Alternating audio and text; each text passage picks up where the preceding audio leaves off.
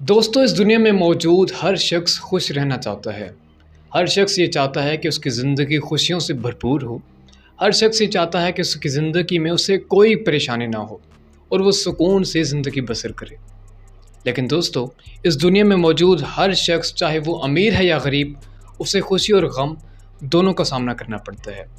बाज़ लोगों की ज़िंदगी में कुछ ऐसे नाखुशगवार वाक़यात पेश आ जाते हैं जिनकी वजह से वो डिप्रेशन में चले जाते हैं और वो खुश नहीं रह सकते।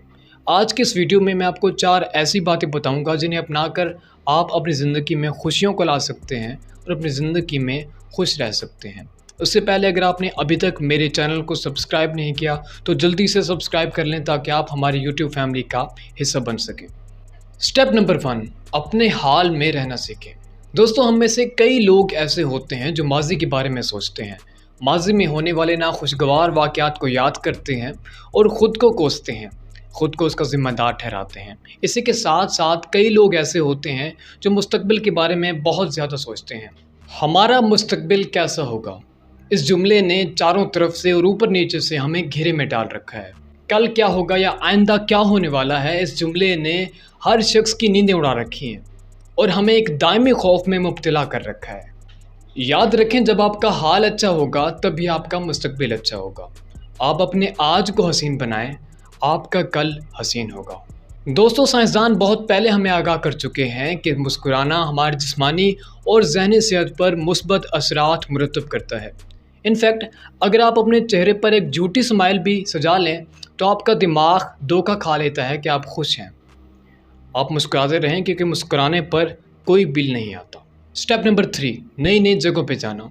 दोस्तों, तफरीह के लिए सफ़र करना ना सिर्फ हमें मज़ा देता है बल्कि ये हमारी जिस्मानी सेहत और ज़हनी सेहत को भी बहुत फ़ायदा पहुंचाता है। न्यूरो साइंसदानों का कहना है कि जब आप नई जगहों पे जाते हैं, नए लोगों से मिलते हैं, नए मनाज़र को देखते हैं, तब आपके दिमाग की नई तारें जुड़ने लगती हैं जिससे आपका ज़हनी तनाव बहुत कम हो जाता है।